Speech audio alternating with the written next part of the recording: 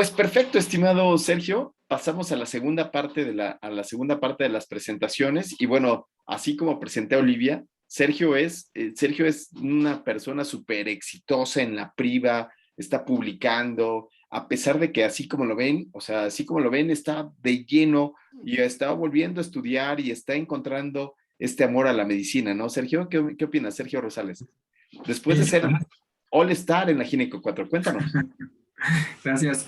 Sí, la verdad es que la oportunidad de entender mejor la literatura nos cambia el punto de vista tanto de leer como de poder generar los trabajos de investigación. A veces sobre la marcha vamos haciendo trabajos, pero ahorita es como reaprender a hacer las cosas con orden y eso nos cambia el punto de vista de nuestro quehacer diario.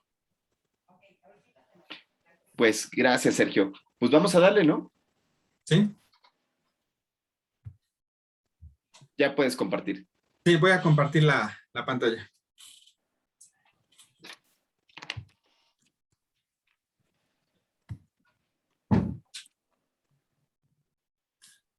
Gracias. Vamos a platicar de un tema totalmente diferente, pero que es igualmente útil cuando estamos haciendo un trabajo de investigación. En la parte pasada estuvo muy bien explicado por la doctora Oli Sánchez, y es cuando trabajamos con prueba diagnóstica y cuando queremos entender los resultados.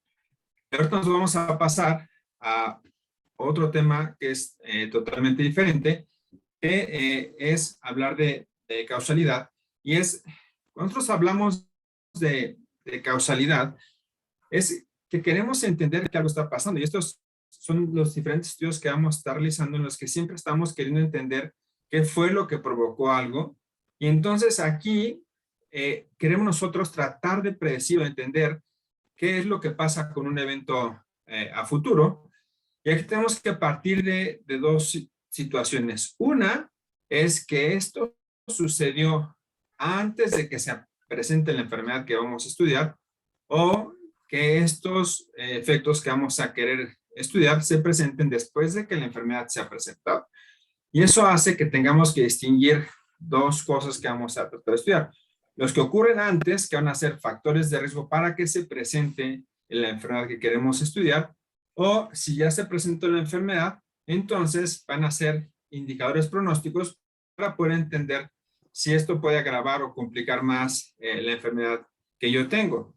Y eso hace que cuando hacemos un estudio, nosotros podamos cometer algunos errores en el proceso, ya sea en mi estado basal, en la maniobra o el desenlace. Y a estos errores que se cometen en cada una de estas tres etapas los vamos a denominar o a conocer como los sesgos. Y entonces, nosotros vamos a poder realizar, si es entre el riesgo o el factor pronóstico, las acciones preventivas o las acciones terapéuticas que nos ayuden a entender mejor o a buscar esa causa que andamos buscando en el estudio de la enfermedad. Y luego, para prevenir, las acciones de intervenciones preventivas es para que no se presente este desenlace que es la enfermedad. Y si trabajo en la parte del pronóstico, lo que quiero es evitar las complicaciones o el daño mayor que me pueda dejar esta enfermedad. Y entonces, si nosotros nos regresamos a trabajar con lo que se ha venido desarrollando en este diplomado, vamos a tener que, vamos a modificar este evento que estudiamos que modifica nuestro estado basal, que es el estado de salud de enfermedad, por una maniobra que nosotros vamos a realizar. Y entonces vamos a generar un cambio que va a ser nuestro desenlace, y de aquí vamos a poder entonces atribuir la causalidad a lo que estamos interviniendo o trabajando. Entonces, para poder hablar de esto, necesitamos partir de un problema que va a ser nuestro origen, y de acuerdo a este punto de partida yo voy a determinar si vamos a hacer, qué tipo de estudio estamos haciendo, y necesito evaluar un estudio en el que evaluamos riesgo, pronóstico y o el tratamiento. Pero es muy difícil decir que solo me voy a enfocar a atender el desenlace. Si yo solo me pongo a evaluar el desenlace y corrijo o no tener errores que me ayuden a interpretar el desenlace, pues voy a cometer errores porque en mi maniobra o en mi estado basal voy a tener factores que afectan ese desenlace. Y esos son los sesgos que tenemos que ir trabajando. Entonces, estos sesgos van a ser la oportunidad que tenemos de tener un mejor manejo de mis datos, un mejor manejo de mis pacientes, para que de alguna forma mis resultados no se vean influidos por errores en la captura del paciente o en la aplicación de mi maniobra o en la interpretación de los resultados. Y a esto se llaman factores de confusión. Si yo logro controlar estos factores de confusión, voy a lograr tener un mejor desarrollo de mi estudio clínico. Entonces, partimos de esto, nuestro estado basal, maniobra, desenlace, que ya yo creo que está claro en qué consiste, y cada una de estas estructuras va a tener sus sesgos, que son básicamente 5 sesgos los que tenemos que trabajar. Y estos van a ser estos sesgos. Los que van a influir sobre el estado basal van a ser 2. El ensamble inadecuado de mi población, y el otro es la susceptibilidad, el sesgo de susceptibilidad. Los que van a influir en la maniobra va a ser el sesgo de ejecución, y los dos que influyen en el desenlace van a ser el sesgo de detección y el sesgo de transferencia. Entonces, vamos a partir de que ya conocemos la estructura de cómo hacer nuestro estado basal, maniobra y desenlace, para empezar a analizar cómo podemos cuidar cada una de estas 3 etapas. En el estado basal, ya decíamos que teníamos 2 sesgos. El primero es el ensamble inadecuado. Y este es un sesgo que se da en aquella población que no es susceptible de presentar el desenlace que estoy buscando con la maniobra que yo propongo. Y el otro va a ser el sesgo de susceptibilidad, en la que hay una condición antes de mi maniobra que tiene mi sujeto, y por lo tanto mi desenlace va a ser diferente. Entonces, por ejemplo, en el ensamble inadecuado, quiere decir que yo voy a tener una población en la que, una enfermedad que quiero buscar en cierta población en la que la prevalencia es baja y quiero evaluar una vacuna. Entonces, si esta población tiene una prevalencia baja de esta enfermedad y quiero evaluar el efecto de la vacuna, van a necesitar tener una población muy grande para poder evaluar el efecto de esa vacuna. Entonces, eso hace que mi población no sea la adecuada. En el sesgo de susceptibilidad, aquí ya hay una condición preexistente. Y aquí, por ejemplo, podríamos tener pacientes obesos en los que yo capto para hacer un estudio de cómo les va a los pacientes diabéticos que tienen un buen o mal control de su diabetes. Si yo aquí no especifico cómo van a ser los pacientes, si meto pacientes obesos, y mi desenlace va a ser evaluar el infarto agudo en pacientes que no logren un control metabólico, pues yo voy a cometer un error, un sesgo de susceptibilidad, porque el paciente obeso por sí solo ya tiene riesgo de generar o de tener un infarto agudo del miocardio. Entonces, aunque tenga un buen control o un mal control de su diabetes de acuerdo a mi maniobra, pues yo voy a tener un resultado alterado por la condición preexistente a mi estado premaniobra por la selección de los pacientes. Ahora, ¿cómo podríamos abordar o tratar de disminuir estos errores? Bueno, va a ser básicamente con la forma en que yo haga la selección de mi población. Y aquí tenemos que hacer 2 cosas importantes. Una va a ser la demarcación diagnóstica y la estratificación pronóstica. Esto va a hacer que yo estandarice mi grupo de mi estado basal. Esto es lo que nosotros, ya a la hora de hacer el protocolo, van a ser mis criterios de selección, que son mis criterios de inclusión, de eliminación o de exclusión. Entonces, ¿qué es? ¿A qué me refiero con esto? Bueno, cuando nosotros hacemos esta clasificación, vamos a tener una forma primaria y unas secundarias. Las primarias va a ser cuando yo tengo ya una enfermedad que puedo estratificar de acuerdo a las escalas. Estas escalas me permiten dividir al paciente y decir, bueno, tengo un grado 1 de afectación, un grado 2, un grado 3. Yo tengo que decir cuáles son los pacientes con los que voy a trabajar. O, por ejemplo, puede ser el índice de masa corporal en el que yo ya estratifico si son de bajo peso, con peso normal, con sobrepeso, con obesidad. Este estatus puede también parecer las etapas clínicas de las enfermedades en los que uno debe de especificar cuál es el que va a tratar o cuáles no deben de incluirse para poder evaluar esta población. La estratificación por morfología va a ser que yo especifique el sitio que quiero estudiar o especificar el área que nos interesa o los datos histológicos si yo quiero estudiar algún tipo de tumor. ¿Qué decimos? Los tumores con estas características o este tipo histológica son las que sí vamos a considerar o las que vamos a eliminar de inclusión para estos pacientes de estado basal. La cronométrica van a ser la edad, que uno debe especificar en qué rangos de edad vamos a incluir nuestros pacientes. ¿Por qué? Porque hay padecimientos que pueden ser irse incrementando conforme aumenta la edad del paciente. Lo mismo va a ser las comorbilidades. Hay que especificar nuestro estado basal si la presencia de comorbilidades, hipertensión, diabetes, obesidad, las voy a incluir en mis pacientes de estudio o no los voy a incluir. Y lo mismo aplicaría para enfermedades en las que tengan una mayor prevalencia ligada a la herencia o razas que tengan ligados más problemas a la herencia, si los vamos a incluir o no los vamos a incluir.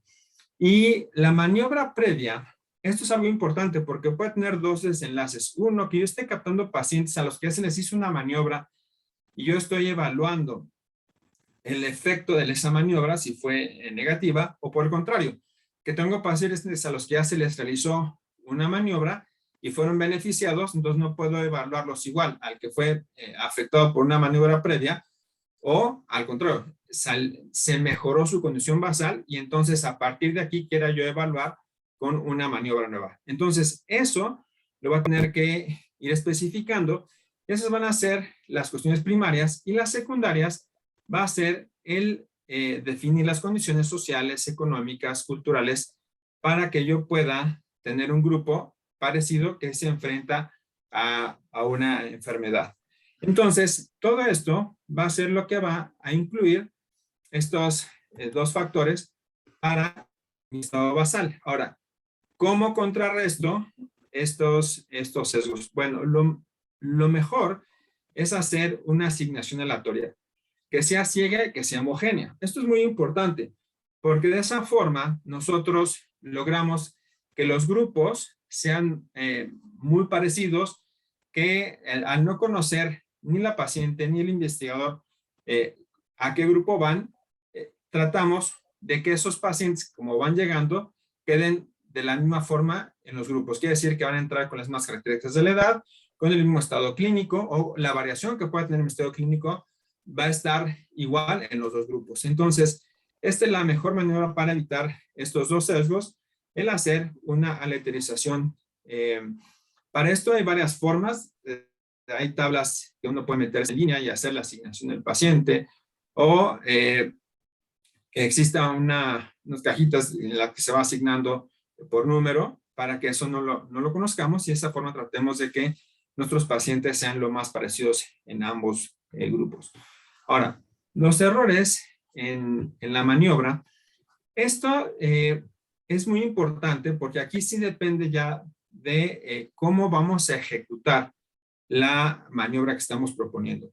El sesgo de ejecución, que es el único que está en la parte de la maniobra, se va a deber a que apliquemos diferente la maniobra en los grupos o que la forma en que estamos evaluando la aplicación de la maniobra sea diferente. Y esto demerita nuestro resultado. Perdón, no sé si hay alguna pregunta, algún comentario. Ok, seguimos.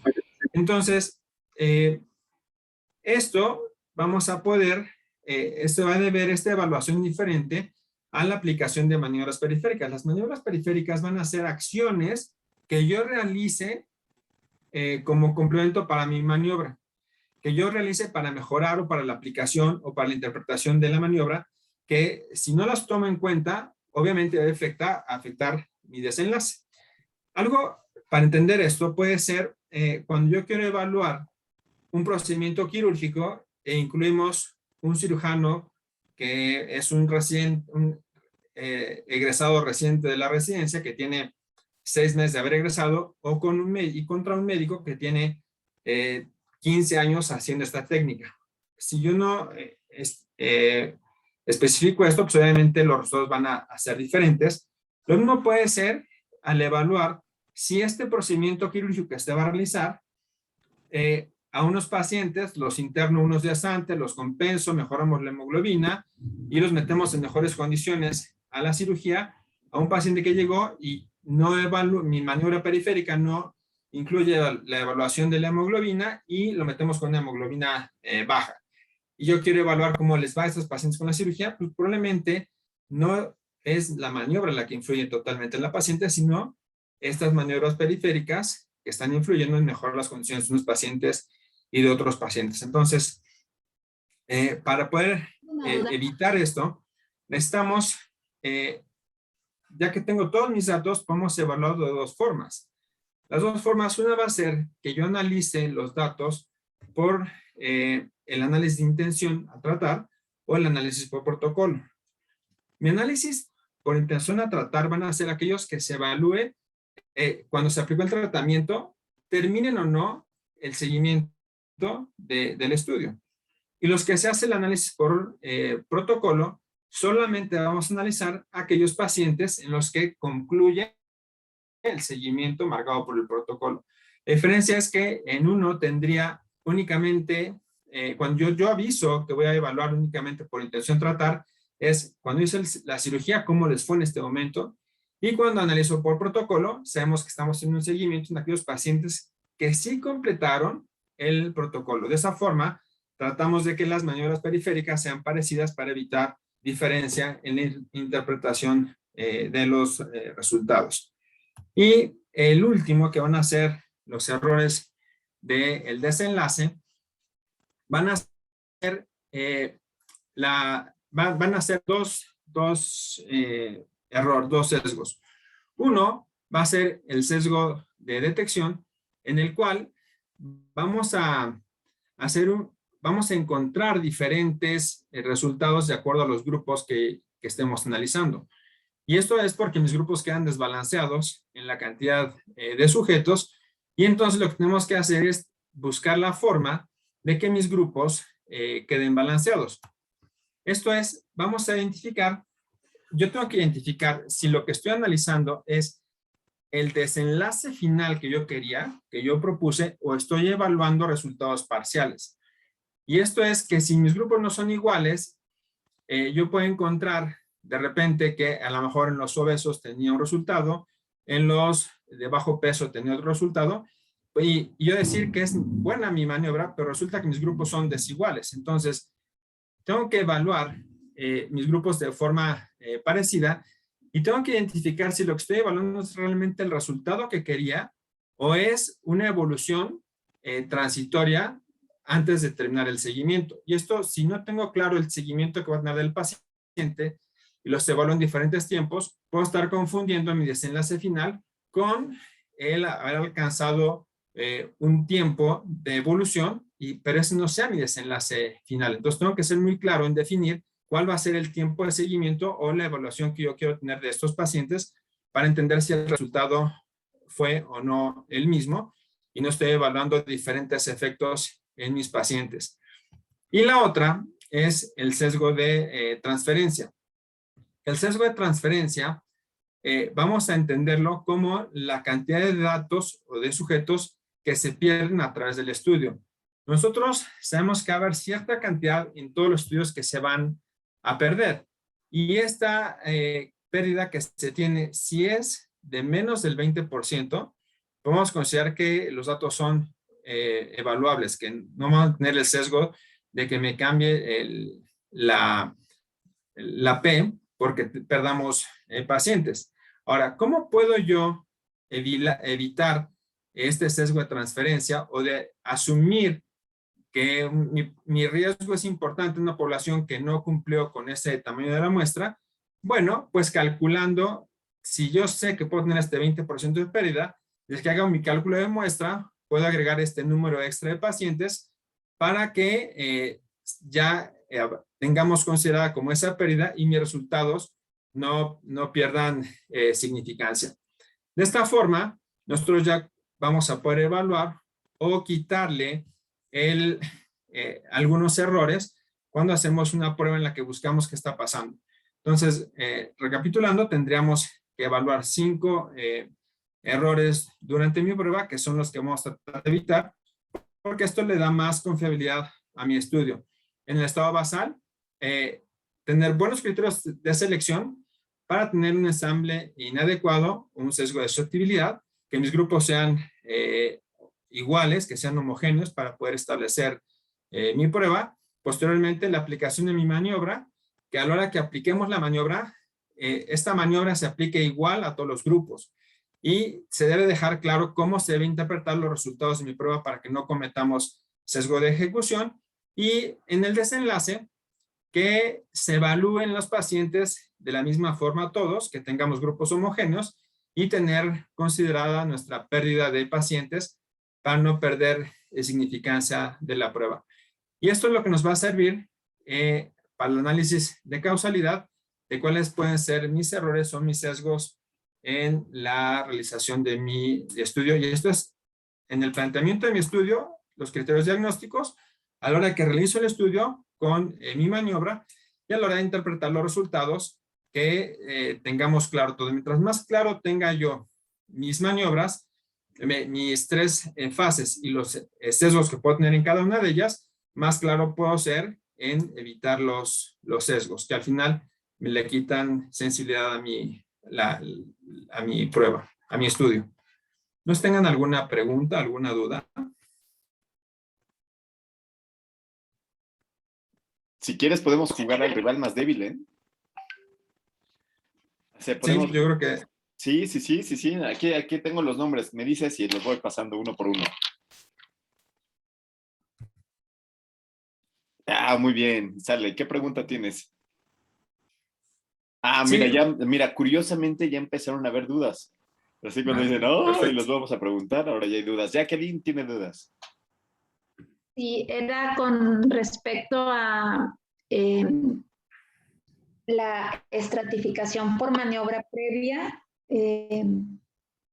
y los errores en la maniobra en cuanto, bueno, a maniobras periféricas. Entonces ya no me quedó muy claro, por ejemplo, cuando cierta maniobra la considero como dentro del estado basal y cuando esa es una maniobra periférica, no sé si me doy a entender, dentro de los posibles errores de la maniobra en sí.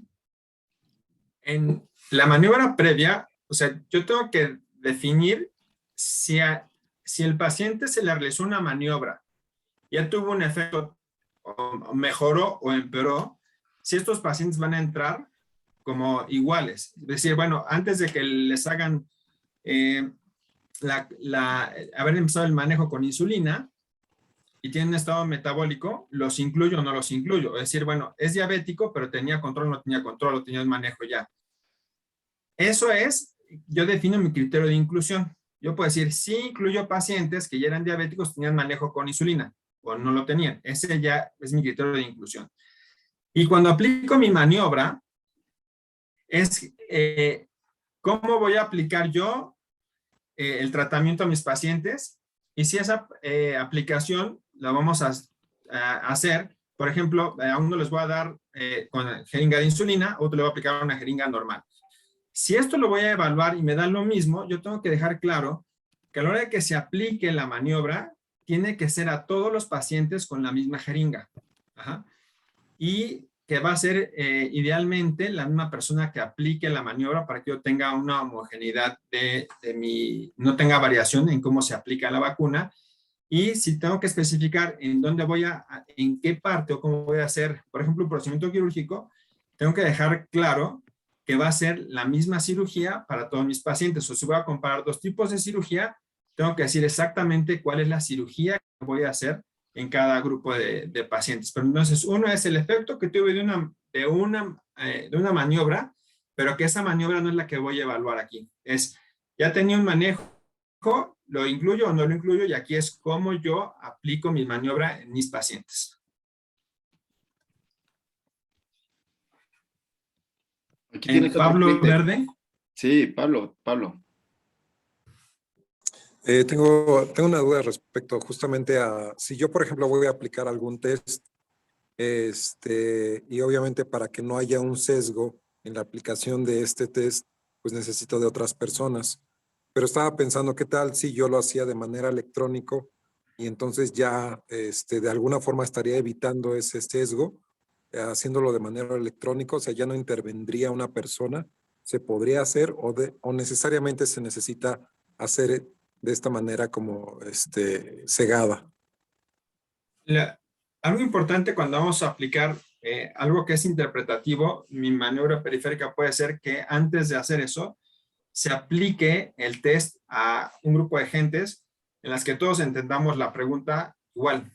Si no, tengo que dejar la pregunta lo más claro que se pueda. Y es una maniobra periférica para evitar que mi maniobra sea diferente en la aplicación.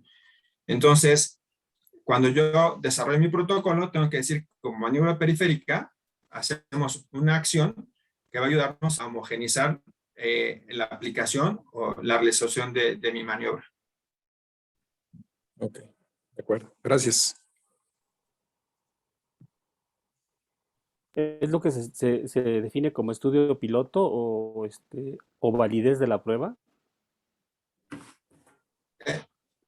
Sí influye, o sea, lo que tengo que hacer es que cuando la prueba debe estar validada para que yo la ocupe. Si voy a ocupar un cuestionario, tiene que estar validado para que yo lo pueda considerar como que lo voy a ocupar. Eso se hace en la validación de ese cuestionario o de esa prueba. Si yo ya la voy a jalar para mi cuestionario, lo que sí hago es que se entienda lo que yo quiero que se entienda con esa prueba. Y si voy a tener gente que la aplique, que todas entiendan lo mismo para que sea evaluable. Si no, voy a cometer mi sesgo aquí en la maniobra.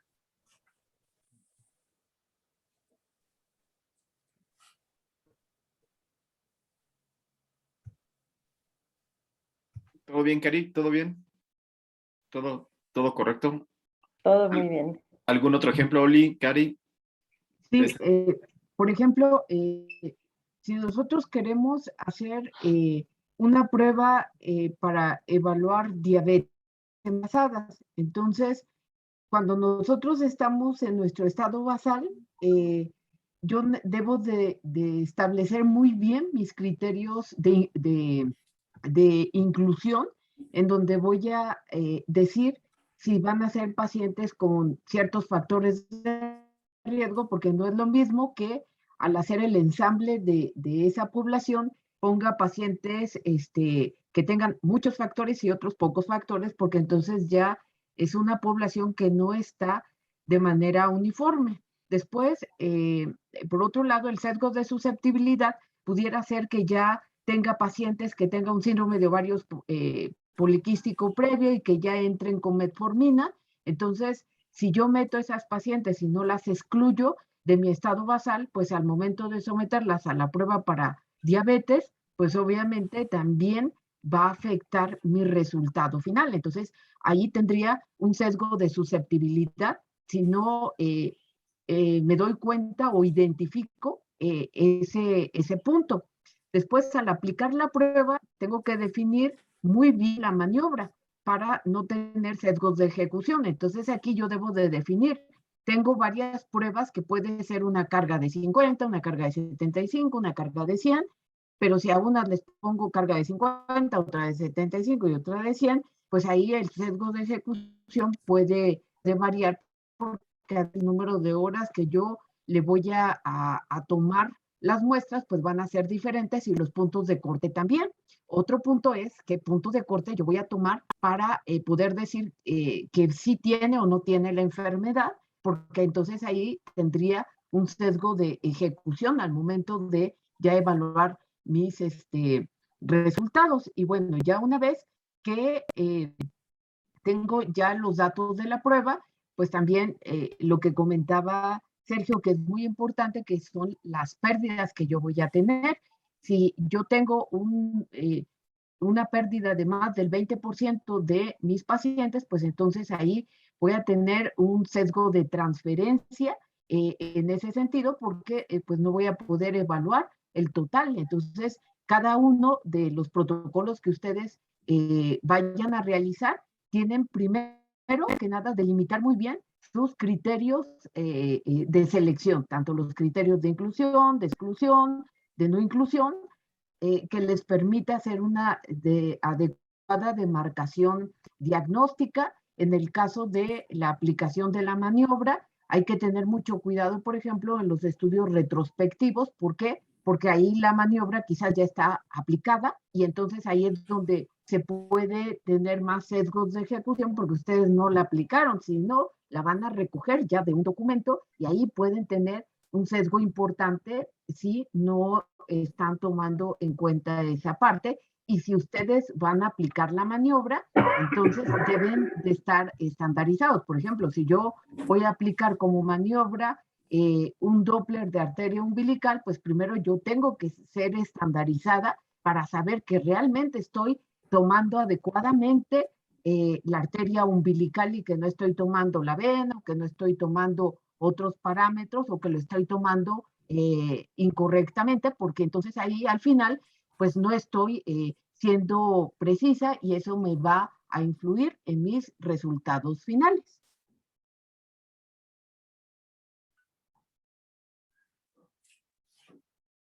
¿Le seguimos, Sergio?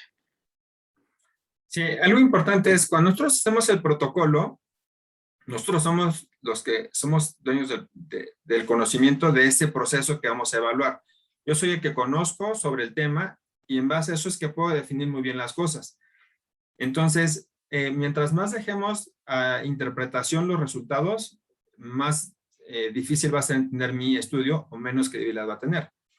Entonces, sí creo que es sobre todo muy importante cuando empezamos a hacer estudios el definir los criterios de selección de los pacientes, que a veces solo ponemos mujeres, si voy a evaluar embarazo y solo ponemos mujeres embarazadas y no ponemos si es la edad, sin comorbilidades. Entonces, aquí tiene uno que ser muy preciso y algo que sirve mucho, ya una vez que tengo bien definida mi población, es poner cuáles pacientes que puedan tener eso no debo de incluir, ¿verdad? Que tengan esos padecimientos y no debo incluir. Algo importante en los criterios de inclusión y selección no es pacientes de 20 años y de exclusión, pacientes que no tengan 20 años. Pues no, ya va implícito en mi criterio de selección, más bien, cuáles son que tengan 20 que no pueden entrar y uno debe ser muy claro en ponerlos. Y lo mismo en la aplicación de mi maniobra. Quien conoce los criterios que quiero evaluar somos nosotros. Entonces, como decía la doctora Liz, si tengo varias mediciones, pues no dejar como todas para poder aplicarlos. Uno tiene que ser lo más preciso que se pueda en la aplicación, porque de eso van a depender mis resultados. Entonces, yo creo que si uno cumple con estas dos primeras etapas, tanto de incluir los pacientes parecidos y que la maniobra sea la misma, pues obviamente a la hora de interpretar mis resultados voy a tener menos complicación. Y si yo hago estudios que ya se hicieron, que voy a ir a hacer un estudio retrospectivo, pues debo estar consciente que tengo que aclarar muy bien cómo los voy a incluir, porque muchas veces cuando vamos a estudios históricos, la forma de evaluar o de hacer diagnóstico era diferente a la que tengamos hoy. Entonces no poner criterios de selección de hoy con una prueba que se hacía hace 10 años o 15 años, porque los valores eran diferentes o la forma de hacer el diagnóstico era diferente. Entonces tenemos que ser muy, muy concisos y muy precisos para que mi estudio realmente pueda tener validez.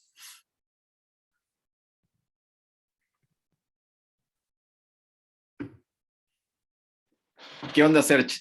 ¿Les hacemos otras pruebas a estos muchachones o cómo ves? El rival más débil. Sí, yo creo que vale la pena, para que quede claro todo el tema. Sale, Cari, te toca a ti hacer las preguntas. ¿Cuál sería la pregunta número 1, Cari? Podríamos preguntarles cómo definen el sesgo de ejecución, por ejemplo. Wow, sesgo de ejecución. Va, entonces voy a poner primero, aquí teníamos que era la locura de los estudios de prueba diagnóstica. Ya dejamos atrás los estudios de prueba diagnóstica y ahora vamos a los estudios de causa-efecto. Entonces, en los estudios de causa-efecto tenemos un estado basal, que es cómo empiezan los pacientes, o sea, cuando estaban perfectamente sanos, la maniobra que les va a causar otra cosa y el resultado. Entonces, aquí el resultado, casi siempre los médicos nos gustan los resultados en tablitas de 2x2, ¿no? Porque queremos tomar decisiones, es decir, ¿le doy un medicamento o no le doy el medicamento? ¿Es un factor de riesgo o no es un factor de riesgo?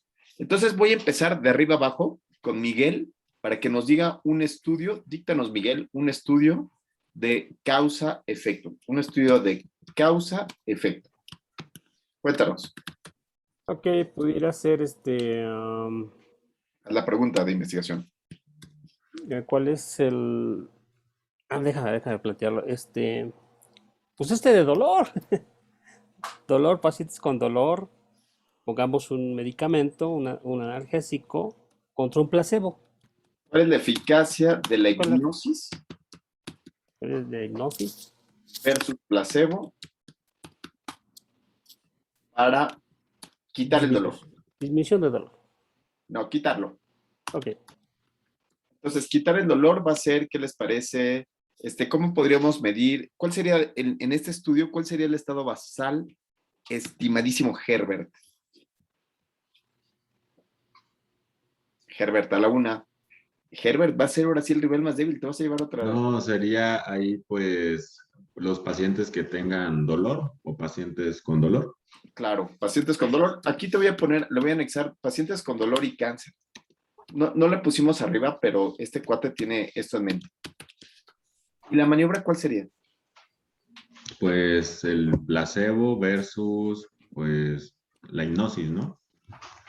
El placebo va en las filas en la parte de abajo y arriba van los pacientes que estaban, que los hipnotizamos, ¿no? No, estás bajo mi poder. Es así, ¿verdad? Pues les pones así, estás bajo mi poder. Bien. Aquí le puse hipnosis, nada más para ver si alguien... Muy bien. Herbert, muy bien, te sacaste. Vero Choreño, ¿cuál sería aquí el desenlace? ¿Y cómo lo medirías, por ejemplo? Si es más efectivo la... Chin, se perdió. Se perdió tu señal. Se perdió la señal, Vero. Maritza, creo que ya tienes micrófono, Mari. Ay, no tienes, pero le tienes que picar, Maritza, le tienes que picar en donde está el micrófono. O subir el volumen, se oye muy bajitito. ¿No? ¿Ahí No. me escuchan? Sí. Sí, subir el volumen un poquito. Yo evaluaría el dolor con escala de EVA. Ok. Arriba de 6, presencia de dolor. Buenísimo. Entonces, es menos de 6, ya no le duele. Versus más de 6, todavía le duele muchísimo. Muy bien. Entonces, ya tenemos este ensayo clínico en donde le vamos a aleatorizar a 2 grupos. Un grupo le vamos a dar hipnosis y otro grupo le vamos a dar besos y abrazos, cariño. Solamente cariño. Un placebo. Bien. ¿Cuál era la pregunta que tenías, Cari? ¿Cuál es la pregunta que le hacemos a estos canijos? ¿Cuál es el sesgo de ejecución? Ejecución. ¿Cuál es el sesgo dónde habría aquí un sesgo de ejecución? Sesgo de ejecución, Jacqueline. Pues se supone que es como en la calidad en la que podrías dar la maniobra de hipnosis. Ok, muy bien. Por ejemplo, como decía, es la misma persona la que lo va a aplicar y cuál va a ser la, digamos, como que sea sistemático y de la misma forma que se lo va a dar a todos los pacientes. Ok. Aquí el asunto es el placebo. ¿Cuál sería la definición de placebo? ¿Alguien se la sabe? La definición de placebo. No, pero ¿qué podría ser? Como el placebo de no dar nada o lo que... Placebo es igual a una maniobra semejante a la hipnosis, pero que no sea hipnosis. Miguel, ¿cómo se hace la hipnosis? Cuéntanos un segundito, rápidamente, muy rápido. No vayas a Bueno, echarnos un choro muy grande, porque no, se nos acaba el rápidamente. tiempo. Se va induciendo ciertas, se va programando ciertas situaciones en el paciente. Digamos que es un estado entre el sueño y y la conciencia. Es una etapa ahí intermedia. O sea, Ahí es como un donde se puede residente, pues. programar. Puedes programar ciertas situaciones, no se pierde el estado de conciencia como tal, sino vas programando ciertas cosas de tu cuerpo, por ejemplo, disminución de dolor, mejoría en el aspecto de algo que se, no sé, mejora el sueño, etcétera. Pablo, está a punto de convulsionar, Pablo. Ya, que un placebo podría ser una técnica de relajación. Ok, como O sea, que es de algo respirar parecido. o de... Exactamente, es algo parecido a la hipnosis, pero no tiene el mismo sentido. Oh, ok. Podría ser el placebo. Ok, entonces, la ejecución sería que tanto la hipnosis como el placebo las hagan de la misma manera, exactamente igual. Y antes de ese sesgo, hay un sesgo que le llamamos el sesgo al inicio. Ya no me fijé si hablamos de ese sesgo, estimado Sergio. Este sesgo del estado basal. Sí. ¿El que habían dicho maniobra previa? Ensamble inadecuado. Sí, ensamble inadecuado. ¿Sí? Entonces, ¿qué es eso de ensamble inadecuado?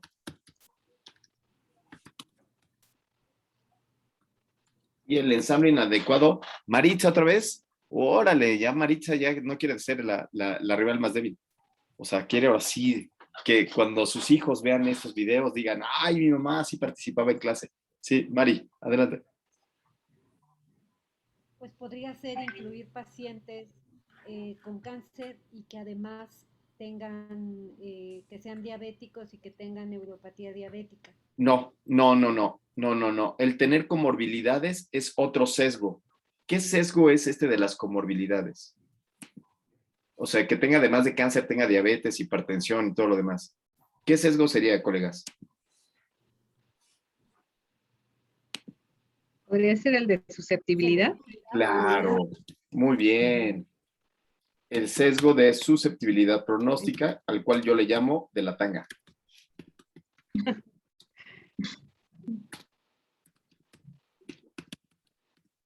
¿Sí? Susceptibilidad pronóstica quiere decir que estos pacientes están más cerca del desenlace que otros, pero estamos en el del ensamble inadecuado. Y le vamos a preguntar a Flor Andrea, ¿qué onda? No, Flor Andrea lleva dos palomitas, ¿no? Vamos a preguntarle a Patricia Sánchez, que no lleva ni una palomita. Pati Sánchez, ¿qué es eso Sí, del sesgo de ensamble inadecuado? Ya llevo una, pero no me la contó, que fue Ay, dije bueno, de está la bien. A más A más C. Te la pongo, está bien. ¿Cómo ves, Cari? Aquí no sé, porque se supone que debe ser, este sesgo bueno, se refiere a seleccionar una población, dice, no susceptible de presentar el desenlace. Sí. Entonces, no sé aquí si entonces tendremos que ser más específicos en seleccionar, tal cual pacientes a lo mejor que tienen cáncer, pero que no tienen dolor. Bravo, porque podría ser que tengo un niño que tiene osteosarcoma, que está ya acabó su quimioterapia y ya no le duele tanto. Ajá, o sea, tiene cáncer y se todo, pero explica ya no más le el duele dolor. tanto. Y no es lo mismo el paciente que le duele porque lo acaban de operar a un paciente que le duele porque le acaban de poner la quimio. Y probablemente después de la quimio, si lo agarro 12 horas después, ya no le duele tanto, ¿no? Entonces, El ensamble inadecuado quiere decir que no vaya a escoger yo a la población adecuada para hacer el estudio. ¿Ok? Entonces, estos sesgos son sesgos que le llamamos sesgos del estado basal. El estado basal. Después tengo sesgos de ejecución, que son de la maniobra. ¿Cuántos sesgos de ejecución hay?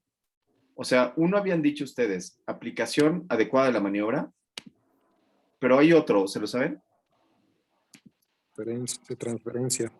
De transferencia, no. ¿Quién dijo transferencia? Es por cómo recoges el resultado en el sentido de análisis por intención o análisis por protocolo. No. No, eso es como lo manejo. En el sesgo de ejecución tengo dos. Uno, que es la aplicación, dos cosas que me tengo que fijar. Uno, la aplicación adecuada de la maniobra, que ya habíamos platicado, de la maniobra y del otro. Maritza.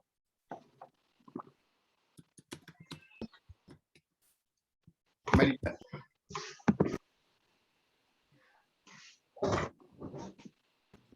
Y el otro son las maniobras periféricas. Y adecuadas. ¿Qué son eso de las maniobras periféricas, estimado Herbert?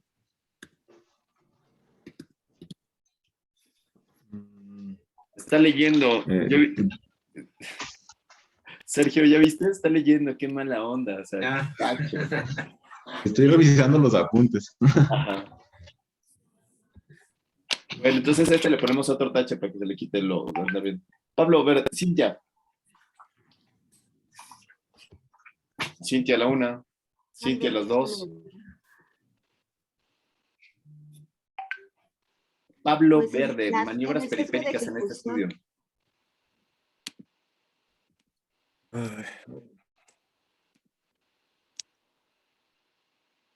Nada, Pablo Verde se acaba de ganar otro tache. Akira Kurosawa. Son maniobras adicionales a la principal en el estudio. No sé si por ejemplo, si se diera algún medicamento que igual y no impactara en el dolor, que tuviera otra diana, pero que también de forma inespecífica también afectara el dolor, ¿no? Buenísimo, buenísimo. Entonces puede ser que que tenga esteroides, una quimioterapia y los esteroides bajen el dolor, o puede ser que el niño le haga la hipnosis en su casa y entonces puta, no es lo mismo en su casa, el dolor que tienen en su casa que el dolor que está en algún centro. Jackie. Y por ejemplo, aquí bueno, como estos pacientes habitualmente, es muy difícil que los pacientes oncológicos no reciban tratamiento médico, incluso, pues, no sé, morfina o algo así, porque decir así que un paciente solamente va a estar con el placebo, con cáncer, o sea, sin nada es poco probable. Entonces, es muy posible que sí las maniobras periféricas constituyeran los que ya tenían tratamiento con AINES, con morfina, y que a pesar de eso no mejoraban el dolor y por eso la otra alternativa fue la hipnosis. Pues sí, o sea, hay que ver todos los medicamentos que pudieran estar ahí involucrados. Entonces él tiene que decir, son niños que tienen dolor alto y que no les vamos a dar nada. Así es, pelón, o sea, no les vamos a dar ningún medicamento para quitarles el dolor, solamente la hipnosis o los besos y abrazos. ¿Ok? Solamente la hipnosis. Y finalmente está los sesgos del resultado. ¿Cuáles podrían ser los sesgos de detección que conocen? Cuando van muriendo los pacientes, el de transferencia, ¿no? Sesgos ajá, muy bien. Sesgos de transferencia aquí, ¿cómo sería, Miguel, ese sesgo de transferencia aquí?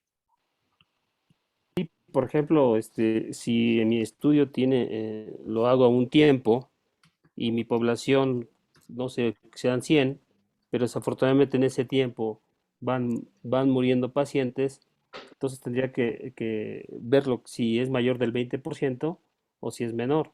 Si es menor del 20% todavía funciona mi estudio, pero Ok. si no, tendría que aumentar, ¿no? Tendría que meter algunos. Ahora imagínense que los niños, o sea, dicen, no manches, no vuelvo a ir a esa cosa porque me dolió horrible. O sea, me quitaron los analgésicos para hacer como que me hacían hipnosis y me dolió espantosísimo. No, ya no quiero ir. Y no regresan al estudio. Ese podría ser un sesgo de transferencia. Muy bien, muy buen ejemplo. ¿Y cuál es el otro? Vero.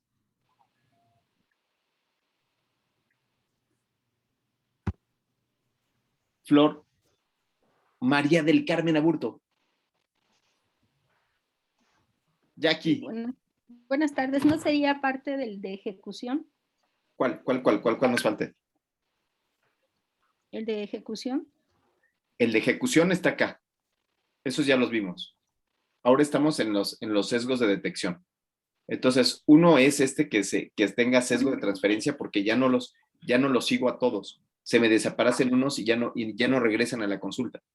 Entonces, puede ser porque se fueron o puede ser porque les fue tan bien que ya no regresaron. Pero ¿cuál podría ser otro? El de sospecha diagnóstica, el que aumentes más la detección por tener como más evaluaciones en ese paciente. Bravo. Sospecha diagnóstica. Entonces, como estoy viéndolo más cercanamente, estoy hablándole cada 2 horas. Hijo, ¿ya se te quitó el dolor? ¿Ya se te quitó el dolor? Y eso no lo hago continuamente, ¿no? O sea, cuando yo tengo estos pacientes, puede ser que les doy el tratamiento, les doy el medicamento y se van a su casa. Y les pregunto hasta el otro día.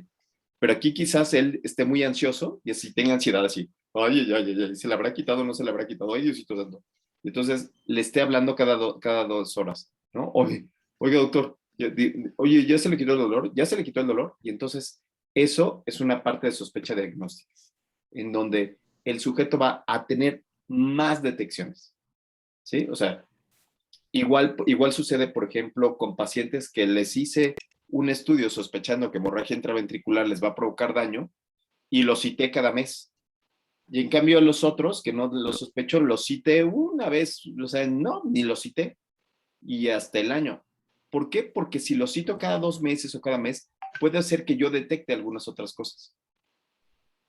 Y entonces, a la hora de que yo detecto algunas otras cosas, ahí es donde se echa a perder el asunto. ¿Sí? Ya hicimos todos los sesgos, Serge. ¿Les vas a hacer alguna otra pregunta o ya nos vamos? ¿Otra pregunta o qué? No, más bien yo, si alguien tiene alguna, no le haya quedado claro alguno de los sesgos, esto es muy importante para cuando ya empezamos a trabajar con los protocolos.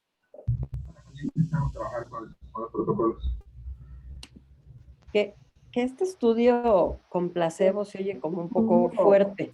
Yo creo que el placebo debería de ser un analgésico determinado y de ahí partir, porque hay pacientes oncológicos que a pesar del analgésico tienen dolor. Porque eso de que con placebo y a la mexicana, sí, No, como... No de sé, hecho es pero que sea por ejemplo, esto. No, de hecho estaría totalmente fuera de la cuestión bioética. No, es hipnosis más analgésico contra solamente analgésico. Perfecto. Paracetamol más hipnosis contra paracetamol solo. Ok, queda mejor así para entenderlo. Sí, contra paracetamol solo. ¿Sí? Para que no digan, ay, qué gachos, este cuate les va a quitar todo el dolor, ¿no? Ahí sí vas a tener que buscar mucho las maniobras periféricas. ¿Qué tal que las maniobras periféricas, que el amor que le das, ese es lo que cura? Yo creo, y a mí me parece, pero bueno. Sí, Serge. Yo creo que un buen ejercicio, ahorita que están enviando sus trabajos al doctor Rivas, es que en su planteamiento de estado basal, maniobra y desenlace, anoten los sesgos que podrían encontrar en sus estudios. Eso nos obligaría a pensar en cada uno de los estudios que estamos haciendo y ver si tenemos claros ya los diferentes sesgos. Jackie, estamos a punto de irnos porque alguien tiene que ir a recoger a los hijos, tú, porque qué barbaridad, pero yo que soy Uber, papá.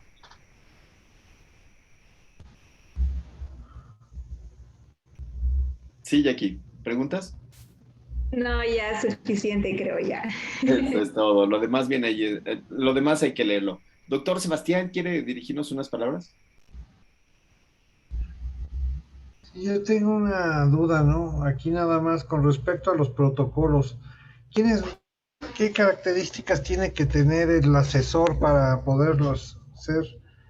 ¿Tiene que ser maestro en ciencias, doctor en ciencias, o puede ser cualquiera? ¿O cómo funciona? Porque por ejemplo, para la UNAM, el tutor no puede ser nadie que no tenga maestría. Sí, aquí es igual. Para el poli, ¿cómo sería? Aquí es exactamente igual. Entonces, el tutor tiene que tener Ok. maestría y obviamente no puede tener maestría en piano, ¿no? Ni maestría en antropología social, ¿no? Sino tendría que hacer maestría en investigación clínica o en ciencias de la salud. Porque si se agarran ustedes uno que sea en piano, pues no les va a ayudar mucho, ¿no? Pues, por ejemplo, ¿cuál podría ser en piano? Pues podría ser, si es maestro en administración de empresas, algún hospitalario, pues no. Y es maestro maestro en la célula, en mitocondria, tampoco vale, ¿no? O sea, lo que queremos es que sea alguien que esté en la clínica, alguien que esté formado en la clínica, que vea pacientes, ¿no? Que pueda hablar con ustedes sobre esto que estamos hablando de la clínica, no de un experimento como tal, en un laboratorio, ¿sí? Sí, sí. Y tenemos Muy bien, muchos, ¿eh? gracias. Tenemos muchos por si necesitan. Aquí tenemos hartos. Tenemos a la maestra Karina Feria, que es neonatóloga, a Sergio, tenemos a Olivia, y así les puedo ir nombrando uno tras otro. Tenemos muchos en la Gínico 4, cercanos o lejanos a ustedes. Sí, Jackie. Está bien, la estoy escuchando. Ok, bueno, pues ya nos tenemos que ir porque dejé los frijoles en la olla y entonces la última vez que me tardé más explotó la Express. Y entonces ya nos tenemos que ir porque aquí nos dan estímulo de salida. Tenemos que checar exactamente a las 4 para que nos den un estímulo. Si no, no nos dan nada, ¿no? Si no, perdemos. Aquí, siempre, así, no solo somos hijos de la checada, aquí era de la dedeada, ahora es de la firmada, ¿no? Pero bueno, saludos y que estén bien. Espero que les haya gustado. Bye, bye. Bye, bye. Gracias.